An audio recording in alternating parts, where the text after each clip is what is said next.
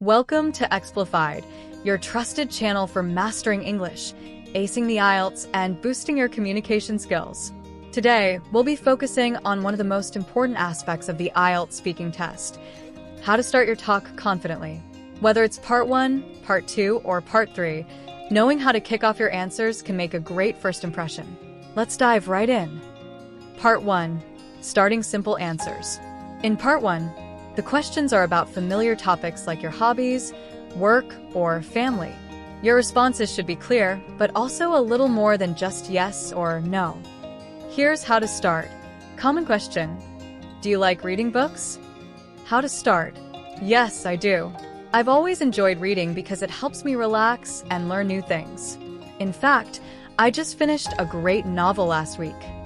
Notice how you not only answer the question, but also give a reason and a personal example to expand the conversation. Another common question: do you prefer to spend time indoors or outdoors? How to start. I definitely prefer spending time outdoors. Being in nature is refreshing, and I often go hiking on weekends with friends. By providing a clear answer and briefly explaining your preference, you show the examiner you're comfortable elaborating. Part 2. Starting your cue card response. In part 2, you're given a topic to talk about for 1 to 2 minutes. Starting strong is key. After using your 1-minute preparation time, here's how you can begin confidently. Example cue card. Describe a memorable trip you took. How to start. One of the most memorable trips I've ever taken was a week-long visit to Paris 2 years ago. I had always dreamed of visiting France, and when the opportunity came, I couldn't pass it up. By introducing the location and setting the context, when and why, you give yourself a solid starting point. This makes it easier to keep the story flowing. Example cue card. Describe a favorite book you've read. How to start. A book that really stood out to me was The Alchemist by Paulo Coelho. I read it last year, and it had a profound impact on the way I think about life and dreams. By starting with the name and the impact it had, you're engaging the examiner right from the first sentence. Part 3. Starting complex discussions. Part 3 involves more in-depth questions, usually related to broader topics or ideas. You want to start your responses by addressing the question and then providing a reasoned argument. Example question: do you think technology has improved the way people communicate? How to start. Yes, I believe technology has significantly improved communication.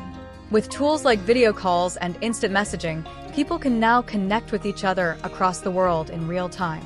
However, it has also created challenges, like reducing face-to-face interactions. Start by agreeing or disagreeing with the question, and then quickly provide a balanced view or a personal opinion to show depth. Example question: do you think public transport should be free? How to start. I think making public transport free could bring both benefits and drawbacks. On the one hand, it would encourage more people to use it, reducing pollution. On the other hand, the costs of maintaining the system would have to be covered in other ways, like higher taxes. By starting with both sides of the argument, you can show the examiner that you understand the complexity of the issue. Starting your talk confidently in the IELTS speaking test is crucial for leaving a positive impression on the examiner. Whether it's a simple question in part 1, a cue card in part 2, or a complex discussion in part 3, beginning your answer the right way will set the tone for a strong, fluent response.